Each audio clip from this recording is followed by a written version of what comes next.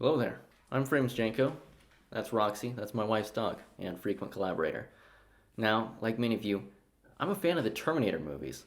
Honestly, I genuinely think if the first Terminator was released today with no modern effects touch ups, it would still blow people away. It's just so incredible.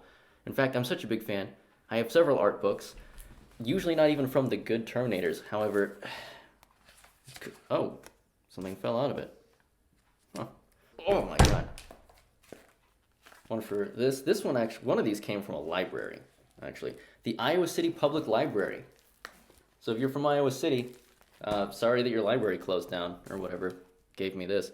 Now, as I've just touched on, there are some movies within the franchise that are not as well loved as others, and Terminator Dark Fate is one of them. Now, I know people who don't have a single Terminator movie they dislike. I definitely have Terminator movies I dislike, but I don't hate really any of them. Dark Fate, however, I think is really close to being a movie that would have not only been good, but would have actually given us, finally, a fully fledged trilogy that we could enjoy beginning, middle, end, call it donezo. And that's something that Terminator fans haven't really had. Also, it would be really cool to just go back in time and actually ensure that we get a cool Terminator movie to give a send off for Linda Hamilton and Arnold Schwarzenegger, who won't really be making Terminator movies very long. And of course, something else that sparked all of this is the fact that there's rumors that there's going to be a new Terminator movie or trilogy or series made by the original creator James Cameron, set in the future war. However, as I said in another video, James Cameron is not the same James Cameron that made the good Terminator movies. In fact, he kind of screwed up some of the parts of the newest one that could have been good. So I don't trust him to do that. And so I'm not getting my hopes up at all. I'm just, they've hurt me too many times. But how would I fix Terminator? Well, actually, it would only be like three changes, some of which aren't even really that big, that would make it more reasonable to see the whole trilogy done. It would make it more appealing to hardcore fans and casual fans, and in my opinion, improve some of the pacing and story of it. And again, I'm not doing a massive rewrite. I'm just a guy who likes things and will talk about them, and people sometimes listen. So, since you're still listening, let's talk about it. What I'm going to talk about will spoil the entirety of this movie and spoil both the previous movies and some of the unused concepts for it. So if you don't want to have any of that ruined, don't watch the rest of this. You're still here. Change number one, I wouldn't kill John Connor. I understand the reason that it happened. They wanted to talk about Sarah's character and they wanted to show that John was no longer the center of attention. He wasn't the new savior of humanity. That's fine. He doesn't have to be the savior and he doesn't even need to be in the story for him to not have died. In fact, I have a really good character arc for the character that evolves throughout the trilogy. Now, I talked about this briefly on a Terminator subreddit, and immediately some dude went there to just say that, Oh, of course. How original. You just want to talk about John Connor because you don't like women and because you just want a Macho Man fantasy movie and you don't even understand the purpose of the movie. dude, eat a bag of dicks. Not like what I'm talking about is ever going to be made. So let's just talk about it and be nice to each other. Some people suck, okay? I would have it where the opening is very similar. Something technically happens before this, but I'm going to save that for the second change. Let's just say that the original opening with the de-aged Sarah and John still plays out, except the Terminator never shows up to blast Johnny Boy in the chest. He's happy. He's adjusting. Remember, yeah, his mom was a paranoid person and he jumped from foster home to foster home. He had a rough childhood, and I've seen people go through rough things as kids and grow up to be pretty normal people. So, in a way that sort of pays homage to the unused T2 ending where John is happy, he has a family and kids, and Sarah just watches from the outside, I would have it where he tries to stay on the edge. Sarah is still paranoid that something is going to happen. After all, they sent Terminators again back after the first time, so why wouldn't they do it again? Except another Terminator never comes. She's fine. Her and John aren't the target anymore. They defeated Skynet, and while they're waiting, John ends up eventually fighting a girl that he likes. You can make it Kate Brewster again if you want. They go on, they have a normal life. Maybe he's not a super polished, nice looking, normal person, but I imagine a Norman Reedus type, because that's what I imagine someone who was trained with a military background essentially from like childhood forward, and he rides motorcycles and has cool hair like John Connor would. Alternatively, I would accept Aaron Paul, because also has that same sort of like edgy 90s boy energy about him. So I'm down for either one of those, and I think you can kind of see where I'm going with that character. However, in this case, he has like a normal life. Maybe he runs an auto shop. Maybe he works as a vet, like fixing up dogs and stuff, whatever you want to say. He's a normal-ish guy. Maybe he's got some tattoos and he's tough and he's buff, but he also likes watching sports on Sundays and he likes having barbecues with his neighbors. He's a cool dude. However, Sarah never could adapt to life beyond all of this. So she took what money she had. She found her place. She went in the middle of a forest, built herself a little cabin, and stays there. She's a doomsday prepper. She's stocking up on guns. She is just someone who's waiting for the world to end, knows that it probably won't, but also knows that she can't turn off that fear. I know people personally from the military that live like this, where they're just constantly wired, ready to go where something bad happens. That would be sort of a nice real way to tie it in. Again, you don't have to make everything 100% realistic, but the more you can tie things to real life, the more people sort of understand that that character could exist in their real world. They might know someone or be someone similar to that. Now, that brings us to change number 2. I swap Sarah and the T-800's lives. I switched the amount of screen time they have, essentially. Linda Hamilton is amazing. She was great in this. However, I don't think she was in it for the next 2 movies to begin with. So why not give a little bit more screen time to Arnold, someone who's been an action icon, who's been in pretty much every single Terminator movie, either for real or a digital scan of him, as it was in Salvation, and make him the person who comes and saves people. Also, that's how I changed the opening, is that the Terminator is going to go blast John, but then detects that Skynet was defeated and realizes that his programming will no longer suit the necessary constraints of his orders, so he just wanders off and starts a life and starts hunting other Terminators. Now, how does this work? Well, within Dark Fate, we already know that he says he can sense when something else is about to be sent back through time. So I assume that he's able to do that. And if we're going with the idea that a bunch of Terminators were sent back in time, potentially with different models, different gimmicks, and different flesh suits over the top of them, it gives you a bunch of cool stories to explore in a book, comic book, whatever you want. It builds out the character, but it doesn't need to be explored in this movie specifically.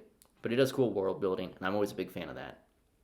And you can see how the character evolves. Yes, you can make it about John. You can make it about Sarah, but we've had movies without either John or Sarah, and it's still been a Terminator movie because you still had Terminator. What I'm trying to say is that in the hierarchy, the Terminator is the more iconic element to this, so to casual fans especially, that's the biggest draw, and not having him more in that is kind of a big deal. So you still have him show up. You still have Grace there, who time travels, because she's the one who's going to tell us the exposition of the new future and explain what happened to all of that. You still have to save Danny, who's the new future leader of the world, who in this version, she isn't a tactical genius in the fact that she's a good soldier.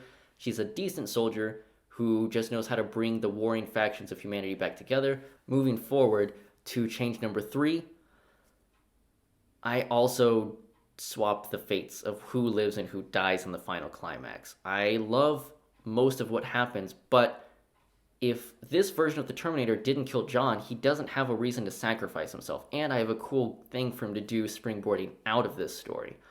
Sarah's story is pretty much told. She's 70-something, and she isn't made of biomechanical parts, so she can't do this. So in this version, I would have it where Grace still dies, and where Sarah Connor dies, but that Danny is saved by the T-800, who makes it out of this with almost no flesh still intact on his body, maybe like a stripe of eye and nose and mouth, some of the jaw's missing. A lot of the chest is gone. There's just fire and explosive damage that's done it. Maybe he even used his body to shield Danny from the final explosion. Again, this is where that dude was like, oh, you don't even like Sarah. Dude, Sarah Connor is a badass. But again, it doesn't make sense for someone to be in their 70s and 80s and fighting unless they're cybernetic. It just doesn't make sense. And again, in real life, I don't think Linda would have been as keen as doing on all of these big press tours and action things. I would still love to have her in it in some capacity, but I think this is the safest way to do it. And it spurs on the return of John Connor and follow-ups, who, going into the potential trilogy, yeah, you save Danny now, but that doesn't mean you know who makes Legion. You don't know when they make Legion, because Grace, your source of information, who probably didn't know everything anyway because she's just a grunt, now you don't have that source of information. They have to do the detective work themselves. So you have Danny, a heavily damaged T-800, or arguably you can make it a T-850 to make it a more adaptive learner, and you have it where he's destroyed and he almost has to dress up like Mr. X from the Resident Evil games, where he's in a trench coat, big wide-brimmed hat, only comes out at night. Yeah, he doesn't really fit in, but if people could see his horribly deformed, still flesh-growing back face, they'd be horrified. So this is preferable. And you can even say that they have an underground bunker, not dissimilar from what happened in Genesis, where they had that underground area where they tricked the Liquid Terminator into getting melted by acid, which was kind of nifty, if I'm being honest. For not a great movie, that was kind of cool. all the action, and that was actually pretty sick, if I'm being honest. Yeah, I think that that would be a cool way to keep that character going. And then they're like, look, we need all the people we can get to work on this. We need to get John Connor. Now, John would actually have a reason to refuse the call to action, which is a basic storytelling element where something calls a hero to do something and they're reluctant to, and part of the journey is them accepting what they're doing. It happens all the time in storytelling in a million different ways. And John would have a family. Maybe his wife is pregnant. Maybe his wife doesn't even know that he was supposed to be the savior of a timeline that will never come to be, and that he was raised by a very paranoid militant woman. Maybe she doesn't know that. Maybe she does. Maybe she says, no, it's okay, you should do that. Or maybe he's like, I worked so hard to be normal.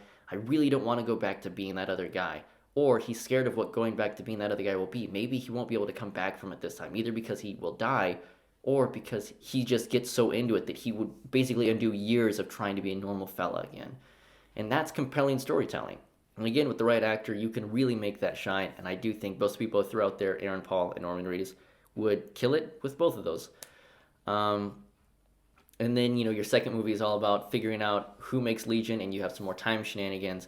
And then the third movie is all about, okay, well, now that we know where it is, how do we destroy it? How do we defeat it? And maybe even have a little bit of the future war version of this. Maybe instead of a future war with nukes, they just start activating all the drones that are flying over your heads right now, all of your smart devices, and turn them against you, which is something we saw the Rev 9 make use of by hijacking border control drones and information like that. Pretty cool idea. I really liked that, and I would love to see it expounded upon more. It's a good commentary on how watched we are by our own devices and how it could easily be turned against us, which is a real life fear a lot of people have.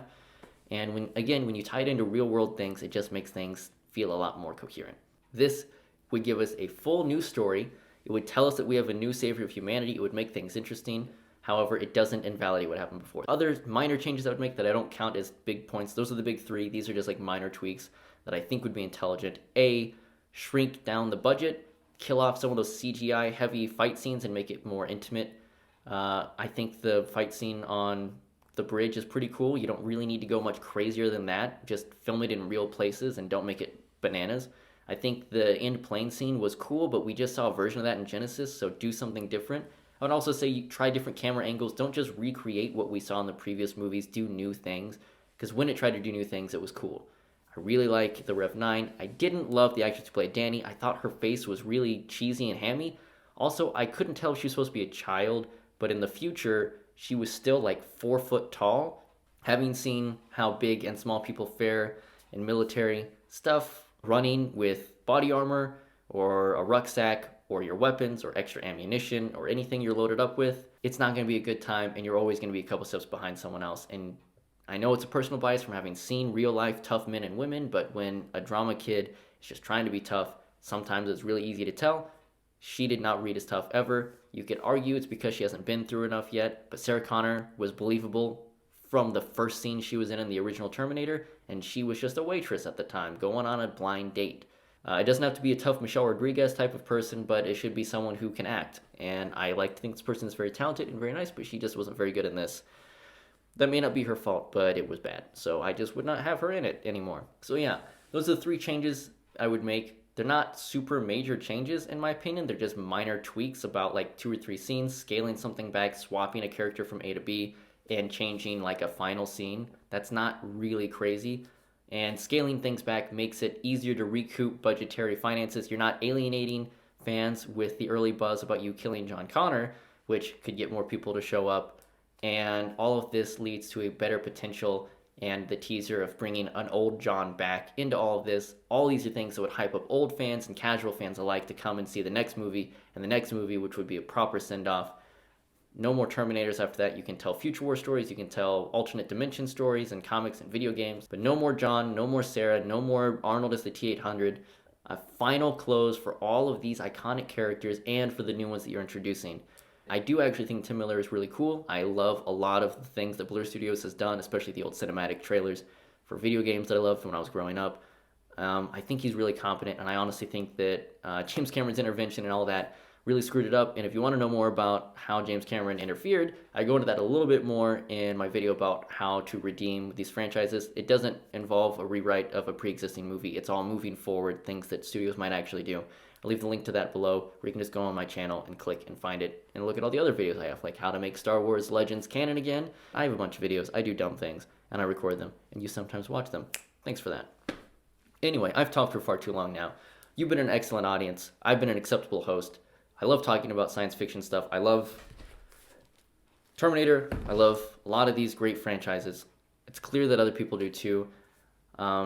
Yeah, stay safe, stay sane, and I'll see you again in the next video. Your confusion is not rational. She's a healthy female of breeding age. I'll be back. Hasta la vista, baby.